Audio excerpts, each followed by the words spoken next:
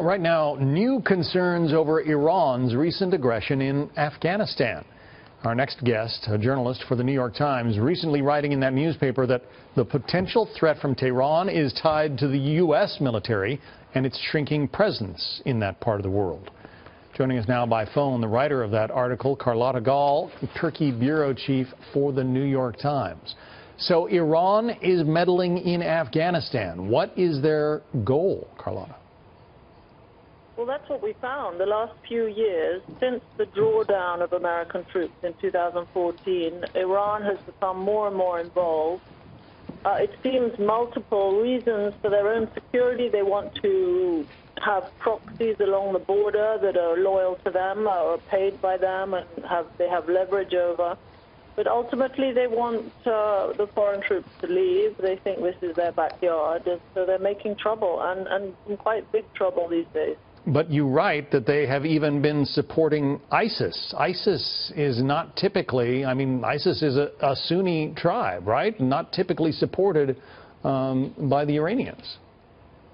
No, I didn't find ISIS, but they're in cahoots now with the Taliban. They're supporting the Taliban, and they were even last year meeting with the leader of the Taliban, Mullah Mansour. They say it's to control the threat from ISIS. They say that the Taliban is a better ally than ISIS, so they're now, getting into bed with a Sunni extremist movement, which is extraordinary because they nearly went to war with them over the last years. So that is strange, but the calculation is to co-opt the least extreme of the Sunni extremists. And that's their calculation for their own security. But also we understood they're just causing trouble for the Afghan government and for the American troops that are helping them. And some of this, you write, is the result of the U.S. pullout. There is a vacuum of power in Afghanistan, and the Iranians want to fill it.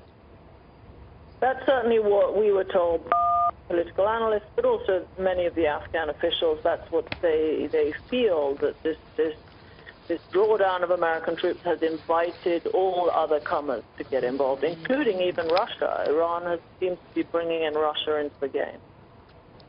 And the announced drawdown of U.S. forces announced under the Obama administration, that was not helpful. No, I found for many years a lot of Afghans criticize that, because if you're going to fight and do a surge, as was done under the Obama administration, that you don't say that actually we're going to leave in 2 years' time. So that has long been criticized by Afghans on the ground.